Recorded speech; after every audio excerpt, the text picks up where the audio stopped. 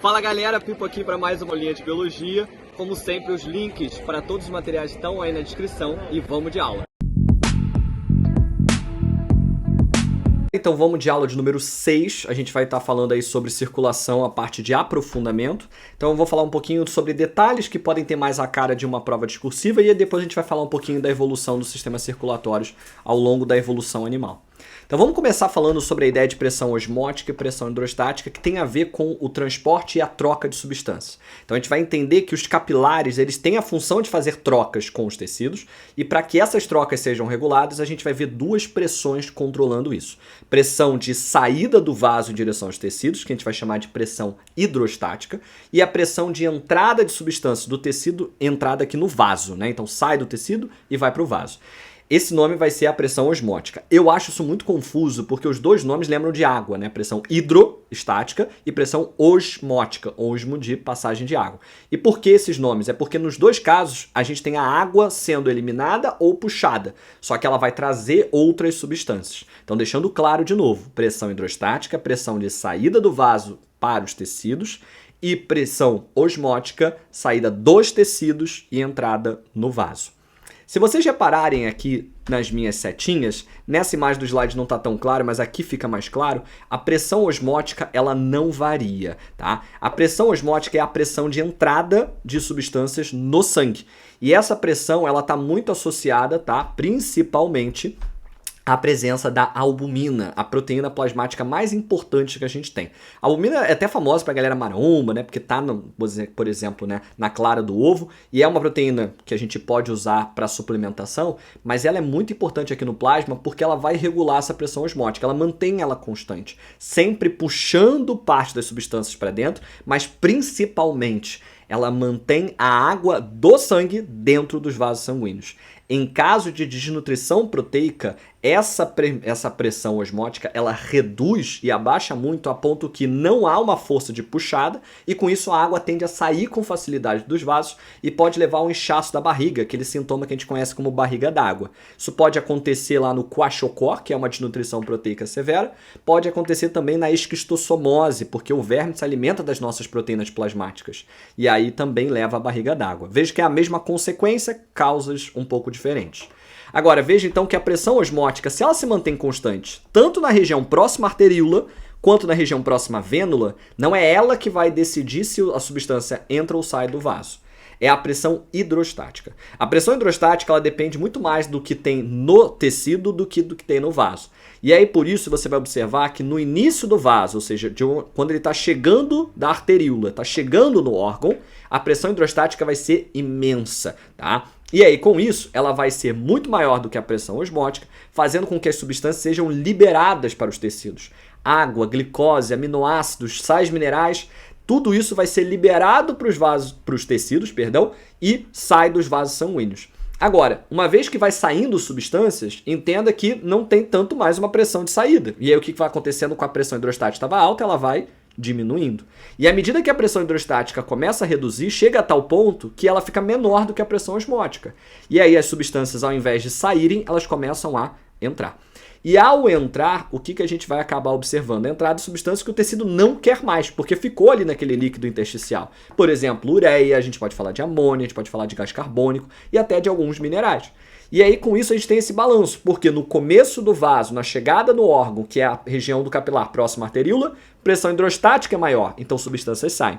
Enquanto que na região terminal do capilar, já na região de saída do órgão, a gente vai ver a pressão osmótica sendo maior. Então as substâncias vão entrar. Lembrando, deixar claro que isso tudo depende da presença das proteínas plasmáticas para manter a pressão osmótica constante. Uma desregulação nelas pode provocar dificuldade nessa troca de substâncias, tá bom? Agora, vamos falar um pouquinho da evolução dos sistemas circulatórios. Começando pela ideia de que nem todo animal tem sistema circulatório, tá? Poríferos, quinidários, plateumintos, nematóides não têm sistema circulatório. O nematóide, o nemateuminto, né, ele até tem uma circulação usando do pseudoceloma, mas não tem um sistema circulatório, não tem coração e vasos sanguíneos, tá? E aí, nesse caso, a troca de substâncias é sempre feita célula a célula, o que é muito complicado. Tanto que em plateumintos, quinidários e poríferos, a gente vê que esses seres são bem fininhos, para justamente ter contato maior com o ambiente. No caso de plateuminto, é um verme achatado, bem fininho. No caso de poríferos e quinidários, a parede tecidual é fina, mas geralmente eles têm uma cavidade interna grandona, por isso que é um animal muitas vezes maior. Agora, o nematóide é o primeiro que tem um formato cilíndrico. Isso tem muito a ver com o surgimento do pseudoceloma como uma forma de circulação. Mas ainda não é uma boa circulação e a gente ainda vê respiração cutânea e tudo mais. Agora, a gente começa a ter sistema circulatório aonde? Nos moluscos. É o primeiro grupo que passa a ter o celoma de verdade, uma cavidade que de fato abriga órgãos, e aí com isso a gente vê o primeiro coração e os primeiros vasos sanguíneos. Os moluscos, eles vão ter sistema circulatório aberto, tá? Bem como os insetos. E a gente tem uma exceção à regra, que são os moluscos cefalópodes, polvo, lula, que vão ser já bem mais complexos, e aí faz sentido o sistema circulatório estar fechado lá, que na verdade foi isso que permitiu que eles fossem mais complexos. Agora, nesses animais, a gente vê que o sistema circulatório vai atuar na defesa do corpo, então a defesa imune, transporte de substâncias, pode atuar na troca de calor, tá? Pode também fazer o transporte de substâncias discretas. Então a gente vê um papel muito importante e ainda vemos a ideia de permitir um crescimento maior. Tudo depende se é um sistema circulatório aberto ou fechado. O aberto não permite um crescimento tão grande, tá? Quanto o fechado permitiria, mas já é melhor do que não ter sistema circulatório. E aí deixar claro, falar um pouquinho mais sobre essa ideia de aberto e fechado. Quando a gente fala de sistema circulatório aberto é o seguinte, tem vasos sanguíneos correndo sangue ali dentro, mas chega uma parte do corpo que não tem mais. Então imagine que fosse ter aqui no meu corpo fosse aberto. Então até aqui viriam vasos sanguíneos e depois ele só fica cuspindo sangue para essa direção da minha mão. O transporte de substância aqui seria muito prejudicado, porque não chega a vasos sanguíneos, então não chega com velocidade. E a retirada das excretas também seria lento. Então o sistema circulatório aberto ele é muito mais problemático, tá? E muito mais lento na troca de substâncias do que o sistema circulatório fechado. E por isso que muitas vezes a gente vai ver uma limitação no tamanho corporal para que tenham menos regiões que não têm acesso aí à oxigenação tão rápida. Isso limita a mitose, isso limita todo um crescimento tecidual, tá? Agora, quando a gente fala de insetos, lembrar que o sistema circulatório dele não é dos melhores por ser aberto, mas ele é um animal extremamente complexo. Mas isso está atrelado ao fato de eles terem um sistema respiratório traqueal, que vai levar o oxigênio direto ao tecido, e aí com isso ele tem sim um tecido, principalmente muscular, muito oxigenado. Por isso é um animal muito ativo. Agora a gente vê os moluscos, eles não têm esse sistema de respiração traqueal, e aí com isso a gente vê que eles realmente são bem menos aí ativos, porque tem uma região, um tecido bem menos oxigenado, tá bom? Agora, em relação ao sistema circulatório fechado, ele realmente fica bem complexo quando a gente chega nos vertebrados. E aí a gente quer focar agora um pouquinho na ideia de sistemas circulatórios de vertebrados. Começando por peixes, que é um coração super esquisito, tá? Que tem duas cavidades, o átrio e o ventrículo, que vai ser aqui ramificado. Esse átrio e esse ventrículo, eles são únicos. Então, com isso, é o único tipo de circulação dentre os vertebrados que ela é simples. O coração só vai passar, o sangue só vai passar pelo coração uma vez para dar uma volta completa no corpo. Eu até prefiro que vocês vejam essa imagem, porque descreve todo o caminho, porque é um pouquinho mais simples de visualizar, já que é diferente do nosso, né? E aí, qual é a lógica? O coração só vai bombear sangue venoso, ele recebe sangue do corpo e ele bombeia aqui com esse ventrículo o sangue em direção às brânquias. As brânquias, então, vão fazer a hematose, o sangue sai, então, oxigenado, arterial, em direção ao corpo. Esse sistema não é tão bom assim. É bom porque, ao ser simples, não tem mistura de sangue. Por isso a gente fala que a circulação ela é completa. Não há mistura de sangue arterial e venoso. Então o sangue arterial está bem oxigenado, enquanto que o sangue venoso está bem carregado de gás carbônico. Isso é bom porque cada um tem o seu papel, tá? Agora, é assim, intrigante que esses animais não são animais ativos. E a gente hoje descobre o porquê ao entender a anatomia deles. O sangue que é bombeado aqui, ele vai para a brânquia. E a brânquia é lotada de capilares. Então, com isso, o que acontece com a pressão? Ela reduz. Então, ao longo do corpo do animal, ele está recebendo, sim, sangue muito bem oxigenado, mas em baixíssima velocidade. Porque não tem como elevar a velocidade se não passar aqui localizadamente, diretamente do coração, tá? Por isso, é a única circulação aqui que é completa, porém, não é tão eficiente. Tem a ver com o coração bombear para as brânquias e só depois ir para o corpo todo. Agora, quando a gente vê os anfíbios, o coração dos anfíbios teve uma evolução curiosa, porque a longo prazo essa mudança mostrou-se valer a pena, mas para esse grupo não, porque eles passaram a ter 3 cavidades. 2 átrios e um ventrículo. E com isso a circulação passou a ser dupla. Para dar a volta completa, ele precisaria então agora passar 2 vezes pelo coração. Agora, qual é o problema disso? Por ter 2 átrios e apenas um ventrículo, esse sangue que chegava aqui de cada lado, que um chegava venoso, outro chegava arterial, quando chega no coração, ele se mistura.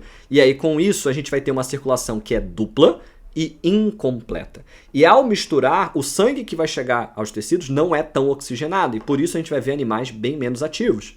Não sei se vocês já viram um sapo na vida viajando por aí, e é importante que vocês percebam que é um animal muito paradão. Eu já tentei muitas vezes salvar amigos não biólogos de machucarem um bichinho da vida, e quando você vai levar ele para fora, em geral ele não se assusta fácil, ou seja, você pode ficar jogando coisa nele que ele não vai se mexer. Mas quando você chegar perto dele, ele vai dar uma pulada e vai saltar para longe, porque ele guarda energia, ele poupa energia só para o momento de última hora, para caso de fato ele precise gastar esse momento de energia ali importante para a sua salvação, para se manter vivo, tá? Isso tem a ver muito com o coração deles. E quando a gente vê para os répteis, a gente vai observar que não existe uma diferença tão grande, né? Então começa a ter uma separação entre os ventrículos, o chamado septo de Sabatier. Sabatier foi o cara que descobriu, mas ainda há mistura de sangue. Então nos répteis a gente acaba observando aqui uma circulação ainda dupla e ainda incompleta. E ainda com 3 cavidades, porque claramente é um único ventrículo, ele só está com uma pequena divisão, tá? Agora, quando a gente olha alguns répteis, eu estou falando especificamente dos crocodilianos, a gente vê um coração já bem mais fechado, muito parecido com o nosso. Ó, esse aqui é o nosso, vocês viram lá na outra aula. Esse aqui seria dos crocodilianos. Veja que ele só tem uma pequena ruptura, um pequeno ramo aqui, um pequeno forame, que a gente vai chamar aí de forame de Paniza, que é um buraquinho por onde pode haver a mistura de sangue. Pode e vai, tá? Basicamente, os crocodilianos conseguem controlar quando eles vão ter mistura de sangue ou não. E nesse caso é proposital fazer a mistura porque permite com que eles troquem calor entre as veias e as artérias. As veias são mais expostas, são mais quentes, enquanto que as artérias são mais internas, mais frias. E aí você consegue distribuir o calor melhor pelo corpo. Então, nesse caso, a mistura ela é vantajosa, o que é muito curioso, tá? Mas não se for feito o tempo todo. Ainda são animais que, por isso, não vão ter um sangue tão oxigenado, muitas vezes, e por isso animais ainda muito lentos, mas bem mais rápido, tá? Bem mais ativo do que animais como anfíbios e os demais répteis, tá? Agora, deixar claro, esse forame aqui, ele é curioso porque a gente nasce muitas vezes com esse forame similar, só que no nosso caso, em humanos, caso a gente nasça com ele, é chamado de forame oval, porque durante o período intrauterino, a gente não tem o pulmão funcionando. Então existe um forame que conecta, aqui chamado de oval, para que a gente possa só ter uma circulação simples, e aí vai lembrar um pouquinho de circulação de peixe nesse aspecto, tá? Agora, o coração estruturalmente, ele lembra um pouquinho aqui o coração dos crocodilianos, e por isso que eu desenhei de uma forma muito similar aqui, tá? Tem uma mudança ou outra da direção da aorta e tal, mas aqui é só para mostrar que, assim, é um detalhe muito técnico, que é basicamente um pequeno espaço. Espaço na anatomia a gente sempre chama de forame. E Paniza foi a pessoa que descobriu, tá? Esse caso, esse coração tão curioso. Agora, voltando aqui, a gente vai observar depois as aves, né, o coração das aves e o coração dos mamíferos, que nos dois casos, tá, são completas, porque param de ter mistura, e são duplas. Agora, uma diferença que a gente precisa considerar para os demais é que agora ela é completa, mas tem 4 cavidades. Então já é melhor do que dos peixes. E por ser completa, já era melhor do que dos répteis e também dos anfíbios. Com isso, eu tenho um tecido muito mais oxigenado, eu tenho um coração muito mais organizado, tá? E um coração que vai permitir aí a produção de calor. Muito se fala sobre endotermia, né, que surge em aves e é um grande avanço evolutivo, mas a endotermia só foi possível por causa do coração chamado de tetracavitário, com 4 cavidades. E aí, por isso, a gente acaba observando, tá, nesses grupos, uma maior disponibilidade energética, a produção de calor e o controle de calor, a homeotermia. Agora, vale dizer que esse desenho aqui é o de mamífero, ele poderia estar um pouquinho diferente se fosse desenhar o das aves, tá? A aorta das aves, ela vira para o outro lado, ela vira para o lado direito, enquanto que a nossa deita aqui para o lado esquerdo mesmo, tá bom? Essa é a única diferença que a gente vai ver anatomicamente entre o coração das aves e o nosso, tá bom? Bom, por hoje eu fico por aqui, até uma próxima, grande abraço e valeu!